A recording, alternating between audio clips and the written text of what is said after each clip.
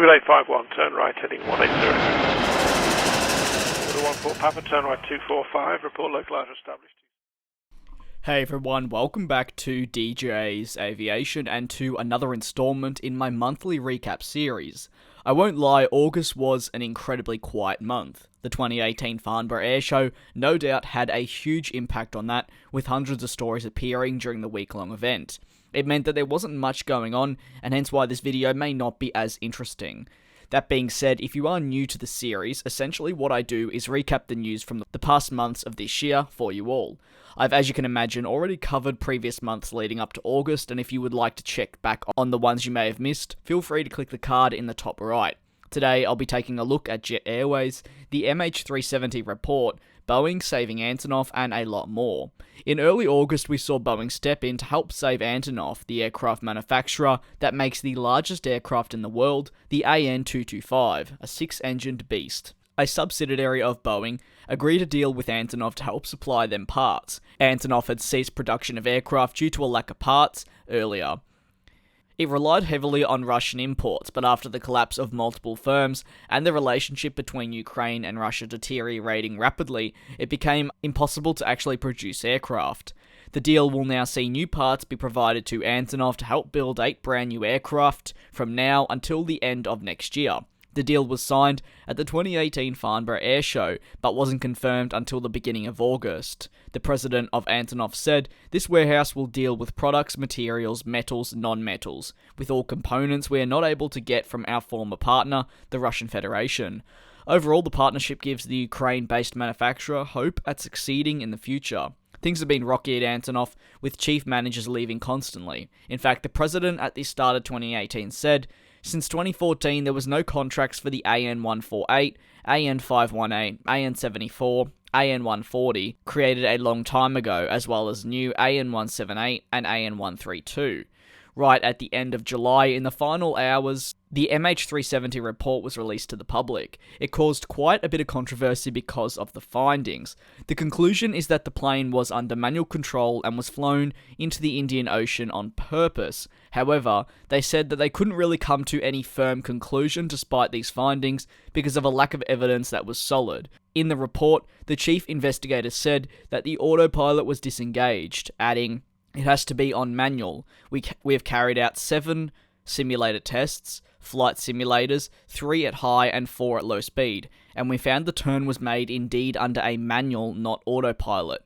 The report was listed by many, including myself, as final. However, the chief investigator later said, "This is not the final report," adding, "It will be too presumptuous of us to say that this is the final report.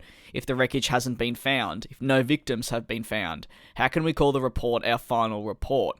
The answer can only be conclusive if the wreckage is found. As far as our team is concerned, we have done our job. We do not deal with search. Search is not our area. You have to ask the people responsible for the search. I can only answer your question relating to the investigation. However, the underlying thing which came from the report was the investigators failing to list really the cause of the crash.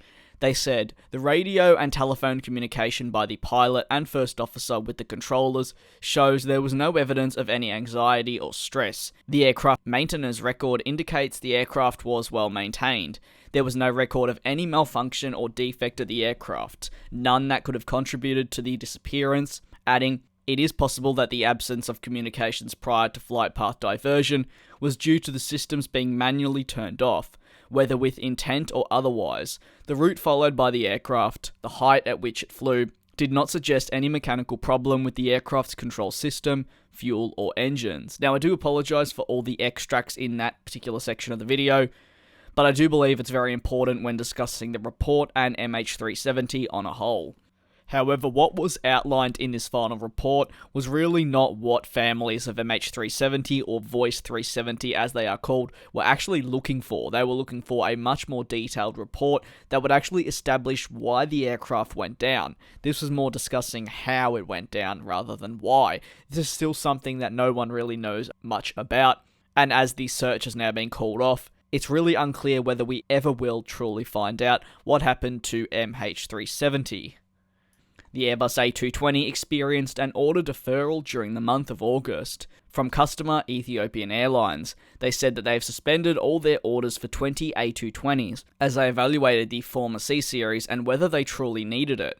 As the C-Series became the A220, Ethiopian wanted to wait and see whether it was still going to be worth taking on this aircraft. They are currently eyeing the 737 MAX as well, and hence why they are unsure whether they're going to get the A220 at all. An Aeromexico E190 suffered a runway excursion in Mexico during the month of August as well.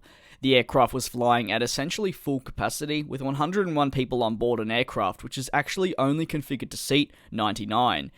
It shortly after caught fire, damaging the aircraft's frame greatly. However, in some positive news, there was no fatalities during the incident. For the first time in 2018, Jet Airways appeared in the news, with the carrier struggling greatly. Despite these struggles, they did deny to their employees and the media that they were going through difficult times. The Jet Airways CEO said, "Jet Airways India Limited would like to clarify that recent media reports about the sustainability of the airline are not only factually incorrect, but also malicious. The airline would also like to deny any conjuncture of a stake sale. Indian aviation is experiencing a strong growth, and Jet Airways is well placed to be a part of this growth story. The company is committed to create a growth-orientated, sustainable future and a revitalized experience armed with the addition of 225 737 MAX fuel-efficient aircraft, which will be inducted in its fleet over the next decade, with 11 being inducted this fiscal.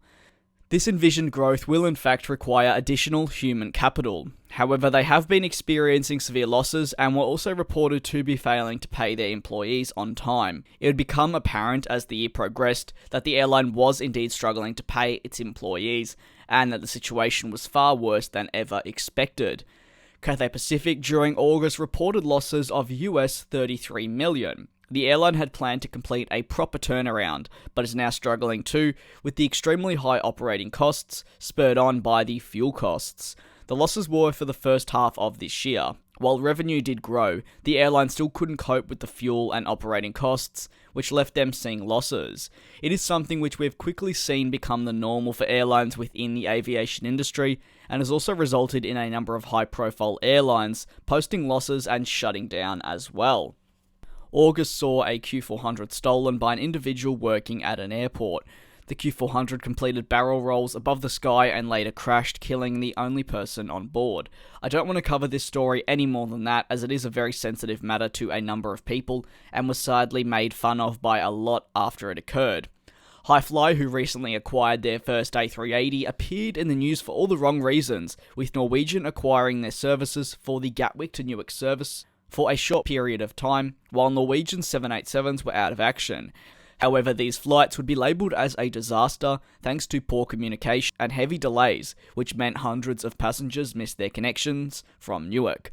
In fact, the schedule had actually been adjusted for the A380 due to limited gates, which in turn threw out a number of people's planned connections.